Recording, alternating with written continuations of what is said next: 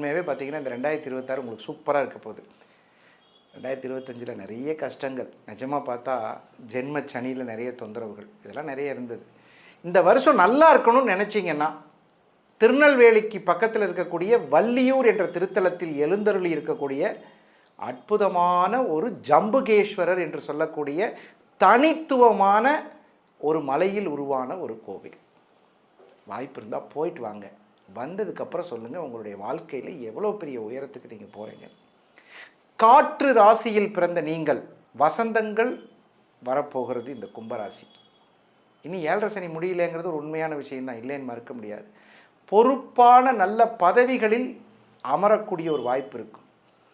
நிறைய பேருக்கு கும்பராசிக்கு பிரேக் அப்படின்னா என்னென்னு தெரியுமா உங்களுக்கு? உடையிறது சார், எங்களுக்கு தெரியாதா சார்? பிரேக்குனா உடையிறது. உறவுகளுக்குள் ஏற்பட்ட நட்பு. இப்போ பார்த்தீங்கன்னா ஒருத்தரை நம்பி பழகியிருப்போம், அவர் தான் நம்ம வாழ்க்கையினுடைய கடைசி நட்பு என்று நினைத்து பழகியிருப்போம், அதுக்குள்ளே ஒரு பிரேக்.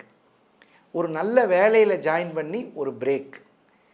ஒரு வீடு கட்டியிருப்போம், அது பாதியில் நிற்கும், அதுக்கு பேர் ஒரு பிரேக். நமக்கு தெரிஞ்ச ஒரே பிரேக்கு இந்த காரில் வர்ற பிரேக்கு, பைக்கில் வர்ற பிரேக். அதை தாண்டி நிறைய பிரேக் இருக்குது.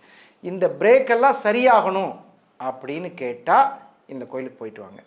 அதே மாதிரி சில பேருக்கு படிப்பு, ஏன் சார் கேட்குறீங்க, குடும்ப சூழ்நிலை காரணமாக என்னோடய படிப்பை டிஸ்கன்டினியூ பண்ண, இந்த மாதிரிலாம் நான் சொல்கிறது கேட்குறதுக்கு சந்தோஷமாக இருந்தாலும் அந்த சூழ்நிலையில் இருந்து படக்கூடிய கஷ்டங்கள் அவ்வளவு ஜாஸ்தியாக இருக்கும். எதிர்காலத்தில் மிகச்சிறந்த அற்புதங்களை படைக்கப் போகும் ஒரு கும்பராசிக்கு இந்த அடிப்படை தேவைகள் தேவை.